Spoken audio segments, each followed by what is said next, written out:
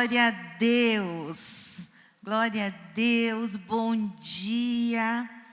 Nós vamos hoje encerrar o livro de Números. Que felicidade, a gente está caminhando para o final do Pentateuco, para a gente entrar nos livros históricos. E essa caminhada tem sido uma caminhada maravilhosa. Eu trouxe aqui um mapa para vocês. O pessoal de casa consegue ver? Consegue? Então, eu trouxe aqui um mapa para vocês entenderem a caminhada, a trajetória aqui do povo nesses 40 anos. E a gente vê aqui que a rota deles não era uma rota muito grande, não era para durar todo esse tempo, mas vão acontecendo coisas e esse povo demora esse tempo todo para chegar. A gente vê ali de cima, olha, da onde eles estavam no Egito até o Monte Sinai, onde eles ficaram 2 anos e 2 meses, e daí a gente parou a semana passada no capítulo 13, falando dos espias, e a gente vê aqui, eles chegam ao deserto de Parã, e vocês conseguem ver, olha, aqui tudo é o deserto de Parã, um pouco mais à frente Cades Barneia, aonde eles estão agora, e de Cades Barneia, aqui no 12, é Cades Barneia. De Cades Barneia para Canaã é um pulinho. É quando Moisés, ele manda um representante de cada tribo para espiar a terra prometida. E aí eles chegam cheios de más notícias, dizendo que é uma terra impossível de ser conquistada. E a gente vê lá o Caleb e o Josué dizendo: não, essa terra é uma terra realmente que mana leite e mel, o Senhor vai na nossa frente, o Senhor vai nos dar. Esse mapa, esse primeiro mapa aí, eu acho que ele tá mais visível, né, para vocês. Então, olha, dali de cima até aqui o Monte Sinai. E do Monte Sinai, eles vão subindo, param ali, a gente está ali em Cades Barneia. Logo lá em cima vocês vão ver o Monte Nebo, onde o Moisés vai avistar a terra, mas ele não vai entrar nela. E dali, ó, vocês já estão vendo Jericó, Gilgal, que é quando Josué ele vai atravessar para conquistar essas cidades ali, a cidade de Ai, né? Mas hoje a gente vai continuar desse lado aqui. Eles vão terminar essa trajetória, vão ficar acampados ali para até a história de Balaão. Então passamos esse capítulo 13, né, onde eles estão em Cades Barneia. Vamos ler o 14, 1 e 2. Olha o que diz: levantou-se, pois, toda a congregação e gritou em voz alta, e o povo chorou aquela noite. Todos os filhos de Israel murmuraram contra Moisés e contra Arão. E toda a congregação lhes disse: tomara tivéssemos morrido na terra do Egito, ou mesmo nesse deserto. Olha só, gente, vocês já viram essa história, né? Continua do mesmo jeito, eles estão lá fazendo isso outra vez. Então o Egito volta para esse povo inúmeras vezes. Não, seria melhor nós estarmos no Egito. Olha aqui que eles falam no 4 do 14. E diziam uns aos outros: levantemos um capitão e voltemos para o Egito. Né? Querendo, esse povo é complicado mesmo, tá? Quando a gente pensa que é um povo que viu o tempo inteiro milagres, que viu que a roupa não se gastava, o sapato, Deus mandava comida, Deus mandava água, Deus mandava tudo, e eles estão sempre ali com saudade do Egito, e agora ele fala, olha, vamos levantar um capitão e vamos voltar para o Egito. E aí no 5 e 6, e Josué, filho de Num, e Calebe, filho de Jefoné, dentre os que espiaram a terra, rasgaram as suas vestes. Então assim, eles olham para aquele povo e eles não acreditam naquilo. Por isso que a gente vai ver que Deus vai chegar um momento aqui que Ele vai falar, ninguém vai entrar. Ninguém vai entrar na terra, ninguém dessa geração, porque aqui, gente, a gente ainda está, lógico, já morreram algumas pessoas, mas a antiga geração ainda está aqui, mas logo, logo no capítulo 21, vai começar somente a nova geração. E Deus, no capítulo 10, vendo isso, Deus se ira de uma forma, no versículo 10, ele se ira de uma forma e ele vai lá e ele fere o povo com pestilência. E daí o Moisés, grande intercessor, vai lá, intercede novamente, fala, Deus, perdoa mais uma vez. Mas Deus vai lá, perdoa, mas dá o castigo. E agora vem o capítulo, no versículo 20, Moisés pede para Deus perdoar o povo, e a gente vê que no 21 até o 23, olha só, do 21 ao 23, vamos do 20, tornou-lhe o Senhor, segundo a tua palavra eu lhe perdoei, o Senhor dizendo para Moisés que ia perdoar o povo. Porém, olha que Deus fala, porém, tão certo como eu vivo e como toda a terra se encherá da glória do Senhor, nenhum dos homens que, tendo visto a minha glória e os prodígios que fiz no Egito e no deserto, todavia me puseram à prova já 10 vezes e não obedeceram a minha voz, nenhum deles verá a terra que, com juramento, prometi a seus pais. Sim, nenhum daqueles que me desprezaram haverá. Porém, o meu servo Calebe, visto que nele houve outro espírito e perseverou em seguir-me, o farei entrar na terra que espiou. E Deus vai dizendo quem vai entrar, que é o Josué e o Calebe. Então esse ponto é onde Deus coloca aqui, olha, essa geração que saiu do Egito, ela não vai entrar, elas já murmuraram, já me colocaram à prova 10 vezes, já me deram tanto problema, agora chega. Gente, Deus tem quando Deus bota um basta, basta. E Deus fala, olha, ninguém vai entrar. Gente, ninguém entrou mesmo, inclusive Miriam, Arão e Moisés, ninguém entrou. Dessa geração antiga, só quem entrou foi Josué e Calebe. O resto foram só os filhos da geração. Então, às vezes a gente fala, ai, Deus é cruel.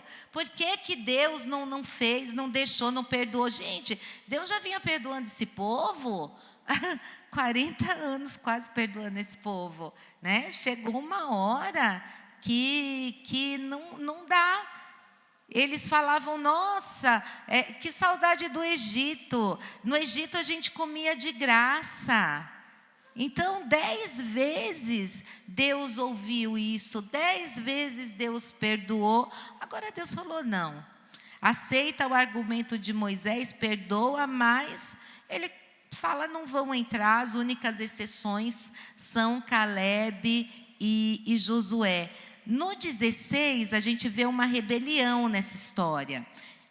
Aqui, nesse 16, a rebelião de Corá, Datã e Abirão. Olha o que acontece nessa história. O Corá era da tribo de Levi, o Datã e Abirão era da tribo de Rubem.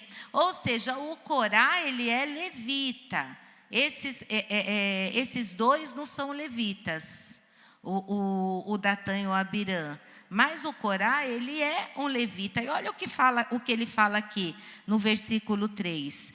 E se juntaram contra Moisés e contra Arão e lhes disseram: basta, pois que toda a congregação é santa, cada um deles é santo, e o Senhor está no meio deles. Por que, pois, vos exaltais sobre a congregação do Senhor? Aí ele fala: para, todo mundo aqui é santo. Por que só você, Moisés, pensa que é santo?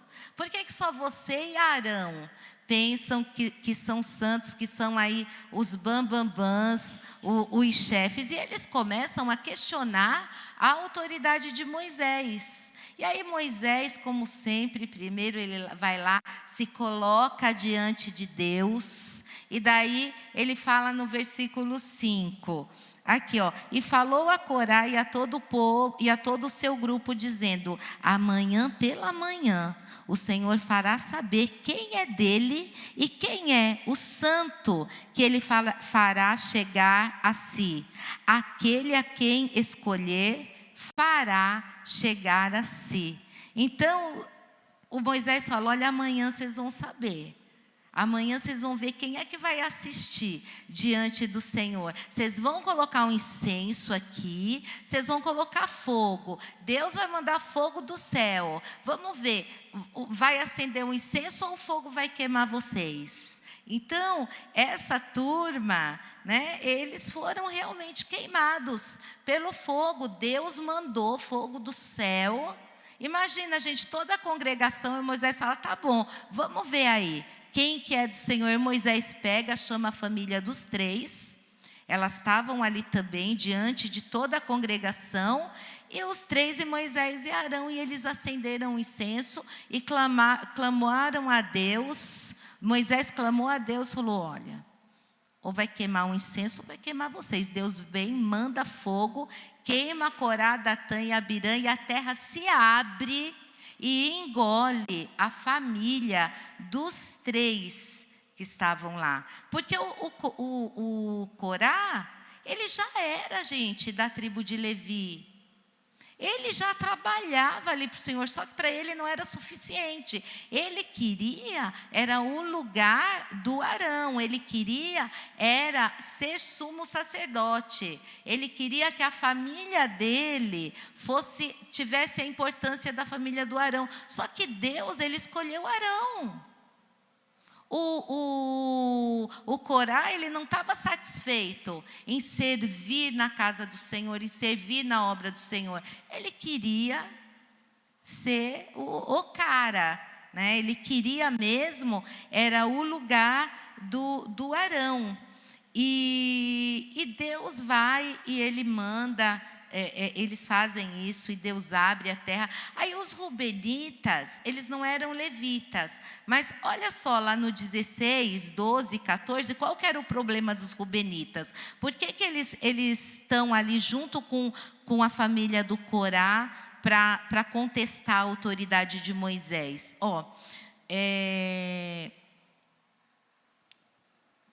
12 a 14. Mandou Moisés chamar a Datã e a Abirão, filhos de Eliabe, porém eles disseram: não subiremos. Porventura não te basta fazer subir de uma terra que mana leite e mel, para fazer-nos morrer nesse deserto, senão que também queres fazer-te príncipe sobre nós? Gente, qual que era a terra que manda leite e mel que eles estão falando? O Egito. Egito virou terra que mana leite e mel aqui, olha só. Então eles estão reclamando da situação, é a mesma reclamação de sempre. E aí o Moisés chama todo mundo e ele fala: não, vamos botar à prova. E Deus mostra: não, olha, eu escolhi a casa de Arão. E a família deles vão ser engolidas pela terra que vai se abrir. E olha, gente, é assim, a família toda está ali e eles sofrem a consequência. sofrem a consequência dos erros dos chefes da família. Mas a gente tem um pouco dessa visão também. Porque você veja bem, quando a gente chega na igreja, o que a gente faz quando chega na igreja e a gente tem um filho? A gente vai e apresenta esse filho para o Senhor, não é? Então, nós apresentamos nossas crianças na igreja para que eles também sejam herdeiros com a gente. Lá no Antigo Testamento, a forma deles apresentarem as crianças era a circuncisão. Então, a circuncisão era a aliança, elas faziam parte da aliança. No Novo Testamento, também as crianças fazem parte da aliança.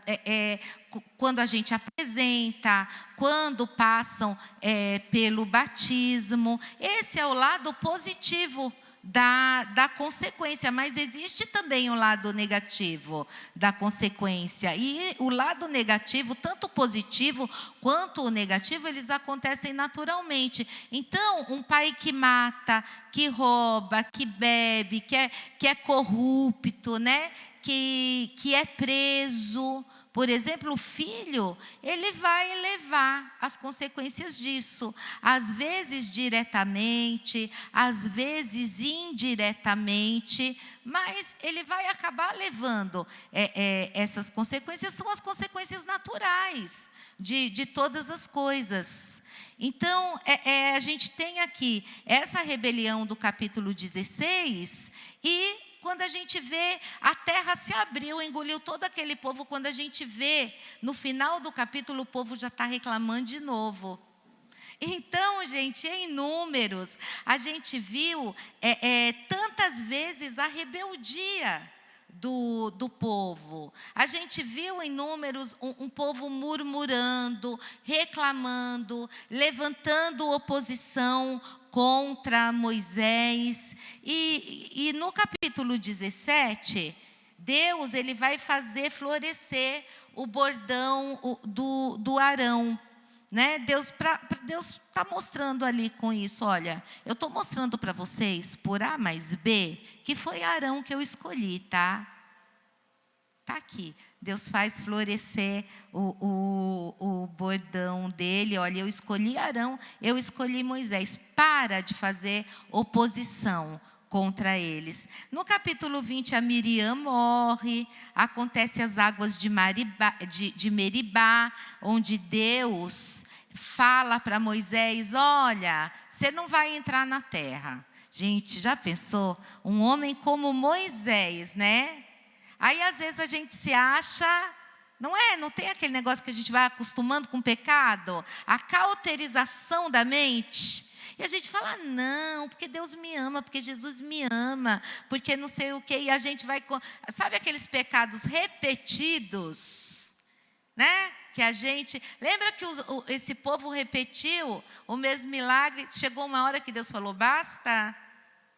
Aqui, a gente fala, meu Deus, a gente brinca um pouco com isso, com a nossa vida espiritual. A gente acha que Deus perdoa, e realmente Deus perdoa. Mas, gente, Deus perdoa aquele que se arrepende verdadeiramente.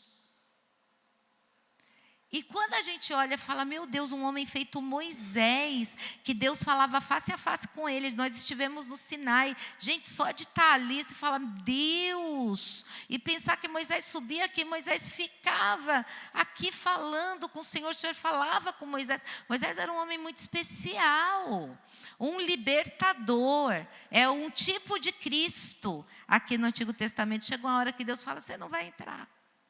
Está vendo, ó, Moisés? Chega uma hora que Moisés está ali, antes da morte dele, no Monte Nebo, avistando a terra prometida, que ele não entraria. E aqui, nesse capítulo 20, acontece isso. Por quê? Porque o Moisés, ele agiu de forma errada. O texto mostra que ele agiu de uma forma que Deus não gostou. Sei lá, por causa do povo, por causa da falta de fé, por causa da ira, por causa do estresse. Gente, não era fácil. Já pensou esse tempo todo com esse povo? Via a terra se abrir, engolir 3 famílias, o povo já estava reclamando de novo. O Moisés estava no nível de estresse absurdo, né? Mas o Moisés feriu a rocha. Era para o Moisés. Deus fala aqui, Moisés, no capítulo 10, no capítulo 20, versículo 10. Moisés e Arão.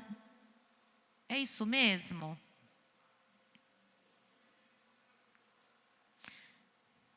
Sim. Moisés e Arão reuniram o povo diante da rocha. E Moisés lhe disse: ouvi agora, rebeldes. Olha como ele estava nervoso. Porventura faremos sair água dessa rocha para vós outros? Olha só, gente. Deus mandou ele falar com a rocha. Ele estava muito estressado. Ele chegou lá, ele bateu na rocha e ele falou o quê? Faremos coisa nenhuma. Era Deus quem ia fazer, não era ele. E Deus, ele não divide a glória dele com ninguém, nem com Moisés. Então, por causa disso, veio a punição contra, né, Moisés. A autoridade de Deus estava em questão ali. E aí Moisés, ele acaba sendo silenciado pela punição de Deus. No capítulo 20, a Miriam morre. Passa um pouquinho de tempo lá na frente, o Arão morre também. Isso tudo, gente, está marcando quando a antiga geração morre. Vocês veem que eles estão ali morrendo. Daqui a pouco não vai sobrar ninguém. No capítulo 21, no verso 12, dali partiram e se acamparam no vale de Jered. Pronto, aqui no 21 acaba aquela primeira geração. Agora é só a segunda. Então você vê nesse texto que eles estão ali acampados no vale de Jered. Aí em Deuteronômio vai dizer que demorou, a gente vai ver lá em Deuteronômio que demorou 38 anos para eles chegarem aqui, no capítulo 21, nesse vale de Jered. Quando acabou aquela geração. No 21:12, eu li para vocês, está marcando o fim da geração. Miriam morre, Arão morre, chegam no vale, onde todo mundo morreu, e agora já estamos caminhando para o fim dos 40 anos. No capítulo 22, o Israel, ele se acampa nas campinas de Moabe. Então, ali no versículo 1 até o 20... começa a história de Balaque e Balaão. Balaão é famoso, né, gente? Então, assim, o Balaão, ele até é citado no Novo Testamento 2 ou 3 vezes, se eu não me engano. Judas, no livro de Judas, fala de Balaão. No livro de Apocalipse, fala de Balaão, fala sobre a doutrina de Balaão, não diretamente de Balaão, mas sim o que significa. O que acontece? O Balaque, ele era lá o rei moabita, já conhecia, porque, gente, em 38 anos, lembra que Deus derrubou o império? O povo, quando Josué vai conquistar Jericó, o que Raabe fala? Olha, nós estamos desfalecidos de pensar que vocês estão aqui. Eles morriam de medo do povo de Israel, porque eles tinham medo do Deus de Israel. Quando o rei de Moabe, o Balaque, ele sabe que o povo está acampado ali nas campinas de Moabe, ele fala: olha, eles vão entrar aqui, eles vão acabar com a gente. Eles chamam Balaão, né? E fala: olha, vem aqui que a gente precisa que você amaldiçoe esse povo, porque naquela época tinha muito disso, né? Eles acreditavam que se você amaldiçoasse um povo, ele estava amaldiçoado e acabou a vida deles, né? E o Balaão, ele profetizava nessa época. Você vai ver essa história direitinho, ó, no capítulo 22, 23 e 24. Não dá tempo da gente ler, vocês têm que ler em casa, mas é a história inteira. Ele manda chamar o Balaão e o Balaão fala, olha, eu vou consultar a Deus. E o interessante, gente, é o seguinte aqui, que ele fala em alguns momentos simplesmente Deus, mas em outros ele fala sobre Yahvé. Então a gente vê que ele conhece o Deus de Israel, né? Essa ideia é interessante isso, gente, da gente entender que Deus ele não é exclusivista. A gente vai ver até o anjo do Senhor ali quando a jumentinha do Balaão está entrando na cidade e ela para ali e o Balaão bate nela, bate para ela entrar. Ela fala: "Você não está vendo que está na minha..." Gente, a jumenta falou. Então, o anjo de Deus estava ali na frente. Então, você vê que eles tinham esse relacionamento com Deus. E no 22, do 8 a 13, Deus fala para o Balaão não ir.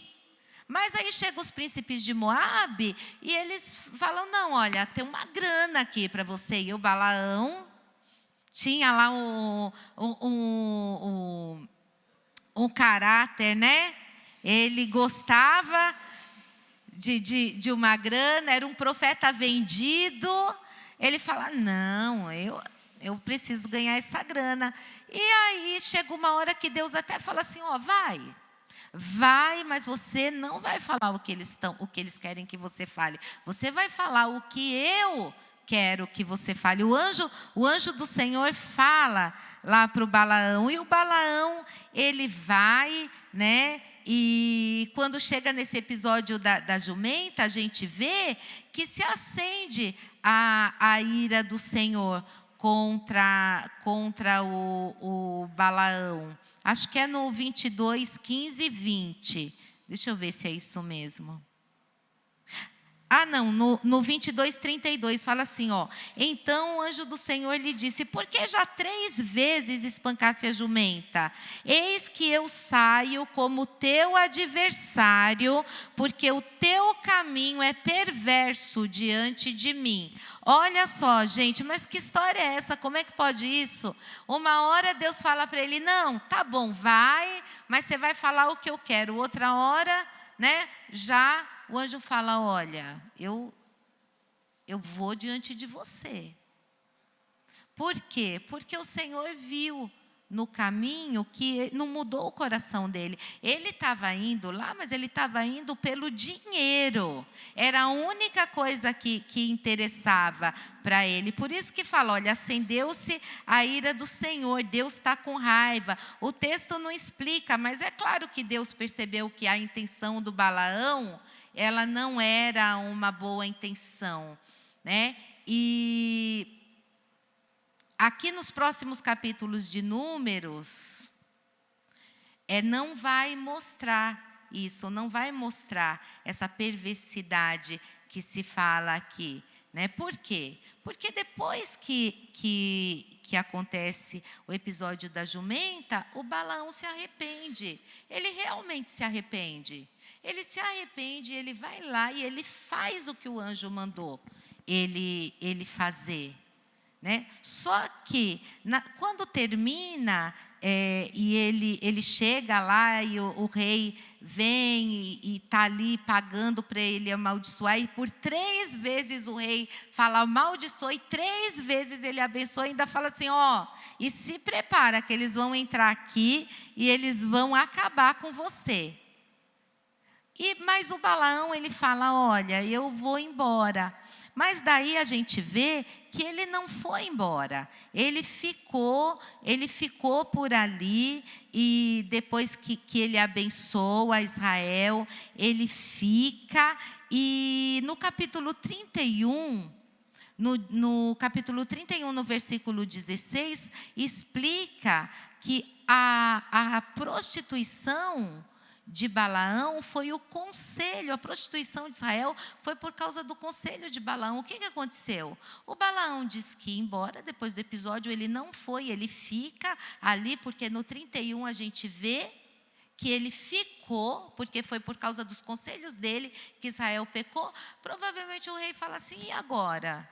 O que a gente vai fazer? Esse povo vai entrar, a gente não pode fazer mais nada para ir contra esse povo, para evitar isso. O Balaão falou, tem uma coisa que pode fazer. Se eles pecarem contra o Deus deles, acabou. Aí o Balaão dá um conselho para pegar as mulheres moabitas, para elas irem lá e se insinuar para os homens de Israel. E os homens de Israel caíram nisso, se prostituíram com essas mulheres. Eles estavam na cidade de Peor e eles adoravam nessa cidade Baal Peor. E daí essas mulheres entram com seus ídolos, entram com a sua sensualidade, e os filhos de Israel, eles acabam pecando, se prostituindo com essas mulheres. Então, lá no capítulo 31, a gente vê que a prostituição que acontece ali foi por causa do conselho de Balaão. Então, a gente vê que depois, mais na frente, o Balaão ele vai morrer, mas isso vai ser citado, essa história no Antigo Testamento, a doutrina de Balaão vai ser citada no Novo Testamento, e a gente fala, mas o que é então essa doutrina de Balaão? É essa prostituição, é seguir em prostituir. Então esse é o problema do Balaão. Daqui a pouco o Balaão vai morrer, porque ele vai estar numa das cidades que Israel vai entrar e vai matar todo mundo, e ele vai morrer também. Mas no capítulo 26, Deus manda agora fazer um censo novamente, porque toda aquela geração morreu. Agora Deus fala, olha, vamos contar aqui novamente todo mundo para a gente saber. Eu falei para vocês em uma das aulas que o censo era para contar o poderio militar. Sim, é para contar o poderio militar, mas também é para contar quantas pessoas tem ali por causa dos impostos. O objetivo também é para levantar o exército, mas também levantar impostos, saber o quanto de impostos eles iam arrecadar. Né? No caso de Israel, naquele período, não era o caso dos impostos, porque eles ainda não estavam estabelecidos. Mas o censo tinha esse objetivo, levantar o poderio militar e também contar as pessoas para saber o quanto dos impostos que tinha para ser arrecadado. Porque o que acontecia lá na época de Jesus? Lembra, gente? Quando João Batista fala lá para os soldados romanos, porque a pregação de João convertia muita gente, inclusive os soldados romanos. E aí, lembra que João fala, quando os soldados se convertem, ele fala assim, olha, vocês batizaram, agora contentem-se com o seu soldo. Por quê? Porque era comum. Naquela época de Jesus, os soldados romanos iam lá, tá lá, eu tenho que cobrar 10 denários para vocês. Ele cobrava 20 e ele embolsava os 20. Os soldados, os publicanos. Então, tinha isso entre eles, e João fala, olha, você batizou, você se arrependeu. Primeira coisa que João fala para os soldados, a gente vai ver que é isso, para de roubar o povo.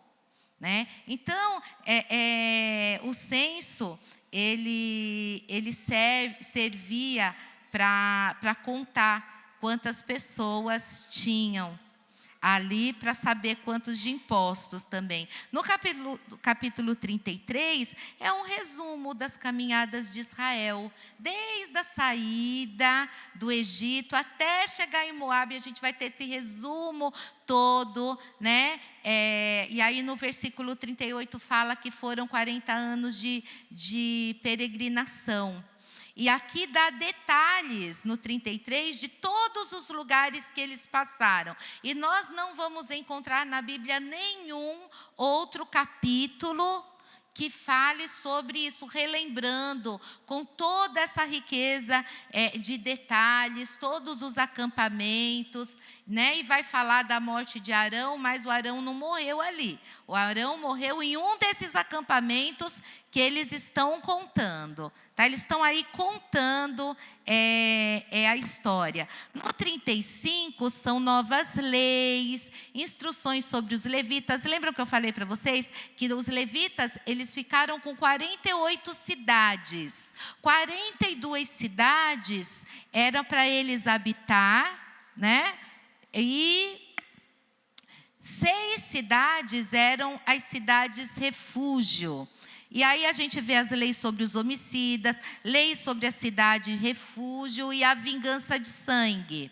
Gente, derramar sangue é profanar a terra. Isso é um ponto muito importante aqui da gente entender. As cidades refúgios, elas eram o seguinte, por exemplo, você está trabalhando lá de pedreiro.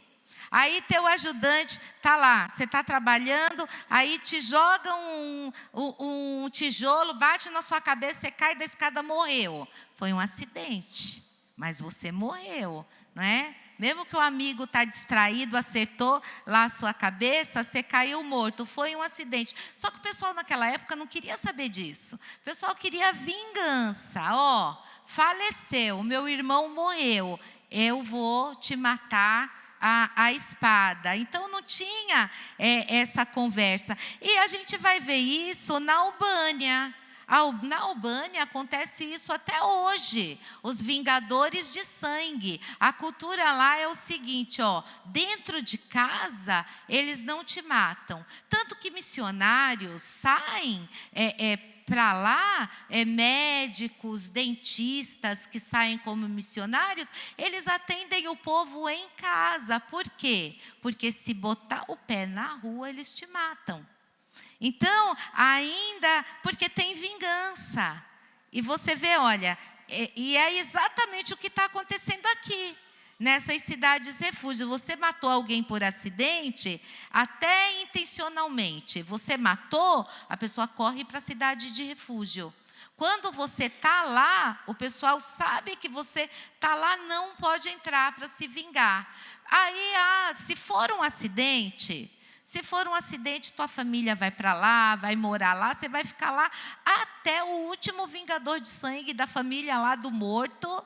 Enquanto estiver vivo, morreu, o último você está livre, senão você vai ficar lá até, porque pisou fora, você vai morrer. E quando a pessoa é culpada, matou porque quis e correu para a cidade de refúgio, não. Se é culpado, vamos pegar as provas, vai ter julgamento e tem as leis sobre o homicídio. Né? E é interessante isso, gente, sobre derramar sangue, porque derramar sangue é profanar a terra. A gente vai ter até um momento depois, em algum ponto do nosso estudo, que nós vamos falar sobre essa ideia, essa sacralidade da terra, né? O profanar a terra. E vai ter muitos textos na Bíblia que vão falar, vão explicar isso. Por exemplo, o povo de Israel foi tomado pela Babilônia. Lá na frente nós vamos ver isso. Os assírios tomaram o reino do norte, o reino do sul, Judá, foi tomado pela Babilônia. Eles foram tomados pela Babilônia e eles foram levados lá para fora da terra porque eles profanaram a terra. Né? Jeremias vai explicar isso numa profecia. A gente vai ver Deus falando, olha, eu vou mandar vocês para o exílio. Sabe por quê? Porque vocês não cumpriram a minha lei do ano do jubileu, que a terra ela tinha que descansar por um ano, porque a cada 7 anos a terra descansava. Lembra que nós falamos sobre isso? Trabalhava 6 anos, 7 anos a terra descansava. Mas quando chegava no 50º ano, tinha que descansar também. A gente vai ver bem isso, gente, lá em Isaías. Isaías 58 vai falar sobre isso, quando Deus fala assim, do jejum perfeito. Que o povo fala, poxa, a gente está aqui, a gente está fazendo jejum, e o Senhor não nos nos ouve, a gente cobre a cabeça com cinza, o Senhor não nos ouve. O Senhor fala, epa, mas não é isso que eu quero de vocês. Vocês estão com essa cara aí de faminto, está aí com a cabeça cheia de cinza, mas vocês estão escravizando os seus irmãos. Então Deus vai falando de todas as coisas, por quê? Porque o povo já não fazia, o povo já não estava mais cumprindo essa lei do Senhor. E o Jeremias, ele vai deixar bem claro isso na época do exílio. Deus vai falar, olha, estou levando vocês cativos sim, porque vocês profanaram a terra. Vocês não deixaram, não me obedeceram, vocês não obedeceram as minhas leis no ano do jubileu. Agora a terra não vai descansar 50 anos, não, a terra vai descansar 70 anos, porque eu vou tirar vocês daqui. Então, a profanação, a terra, a sacralidade da terra, ela tem uma importância muito grande no Antigo Testamento, e a gente vai ver isso e falar sobre isso. Porque o que é o ano do jubileu? É só deixar a terra descansar? Não é. Olha só, lá em Levíticos 25:10 fala, e santificareis o ano 50º e apregoareis liberdade na terra a todos os seus moradores. Ano de jubileu vos será. Então Israel, ele tinha que guardar o sábado, não, tinha que guardar o ano sabático, não é? Que era o 7º ano, e eles tinham que guardar também o 50º ano.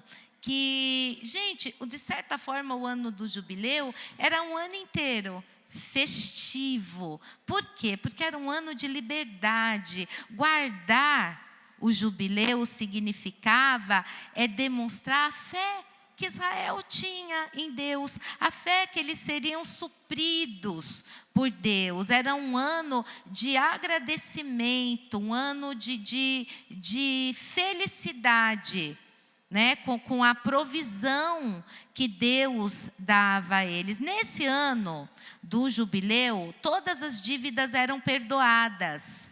As propriedades, elas eram devolvidas, os escravos eram libertos, o perdão atingia a todos. Olha que loucura, Deus zerava a vida deles. Que lembra que a gente falou que quando uma pessoa devia para uma outra, ela se vendia como escrava? Muitas pessoas se endividavam tanto, perdiam as suas terras. E quando chegava assim, no ano do jubileu, tudo era restituído. Então não era assim, eu sou dono disso aqui, Deus é o dono da terra. Eu estou aqui cuidando. Tanto que de 50 em 50 anos, as famílias voltavam. E isso foi extremamente importante na história de Israel. Por quê? Porque as pessoas voltavam, isso foi importante até para as genealogias. A gente tem essas genealogias tão precisas na Bíblia. Por causa disso, elas podiam estar em outros lugares. A cada 50 anos voltava cada um para a sua terra. Tinha ali a sua história. Então, o ano do jubileu era muito importante. Ele apregoava a generosidade do povo, o amor do povo pelo Criador. Ele religava o povo a Deus, relembrando tudo que eles passaram, a provisão de Deus através dos tempos, todas aquelas propriedades que foram vendidas, que foram tomadas ou que foram roubadas, elas voltavam para as mãos, né, dos onde elas eram devolvidas. Então, o ano do jubileu, ele era considerado um ano de restauração, quando os escravos eles saíam do jugo dos seus senhores e eles partiam de volta para as suas casas. Já pensou, gente? Um ano de zerar tudo, zerei minha vida, posso começar tudo de novo. Então era um ano de esperança para todo aquele que havia perdido algo, que havia experimentado um tempo de humilhação na sua vida. E então, assim, era um ciclo se fechava e começava um outro ciclo na vida das pessoas, onde as dívidas e tudo que havia sido problema durante um período, elas eram esquecidas, né? Um momento assim de iniciar uma vida nova para cada israelita, porque eles acabavam tomando posse das suas terras de volta, eles eram restituídos nos seus bens, perdoados nas suas dívidas, trazidos de volta para o lugar, do lugar da onde eles tinham convivência com as pessoas. Então, o ano do jubileu olha só, gente, o ano do jubileu, ele é o mesmo ano da graça do Senhor Jesus. Porque vai lá em Lucas 14, olha o que Jesus fala. Se Jesus não está falando exatamente disso. Olha só, Lucas 4, versículo 18 a 21, ó. Olha só o que Jesus fala na primeira pregação dele. Ele fala: o Espírito do Senhor está sobre mim, pelo que me ungiu para evangelizar os pobres, e enviou-me para proclamar libertação aos cativos e restauração da vista aos cegos, para pôr em liberdade os oprimidos e apregoar o ano aceitável do Senhor. Jesus é o nosso jubileu. Então, olha a importância disso para nós. Quando Jesus se levanta, num tempo, nós estamos aqui falando de um tempo muito lá atrás. E agora, Jesus, lá na frente, no Novo Testamento, a primeira coisa que ele faz quando ele se levanta na congregação, que ele pega o livro, ele vai falar lá o que Isaías falou. Porque Isaías estava falando disso para aquele povo, que não guardava mais as leis de Deus. Olha a primeira coisa que Jesus diz: chegou o ano aceitável do Senhor. Eu vim para cumprir isso. Eu vim para cumprir o que vocês esqueceram. Eu vim para libertar os cativos. Não era isso que acontecia? Então, em nome de Jesus, hoje nós encerramos aqui o livro de Números, já estamos passando do nosso horário. Domingo que vem, a gente termina Deuteronômio, começamos e terminamos Deuteronômio, então nós encerramos o Pentateuco, e aí a gente começa Josué e os livros históricos. Eu agradeço a vocês, um ótimo culto. Eu sei que vocês já estão ativados, né? Todo mundo ativado por ontem, e o Senhor tem grandes coisas para nós. E eu fico muito feliz de saber que essa ativação passa diretamente pelo conhecimento de Deus. Passa diretamente pela academia, pelo conhecimento, por você. Você está aqui sentado, aprendendo da palavra de Deus. Ninguém é ativado sem conhecer a Deus primeiro. Então eu louvo a Deus pela vida de cada um de vocês, dos que estão aqui agora, dos que estão assistindo. Tem gente que não pode vir, mas está ali acompanhando, aprendendo do Senhor. Amém?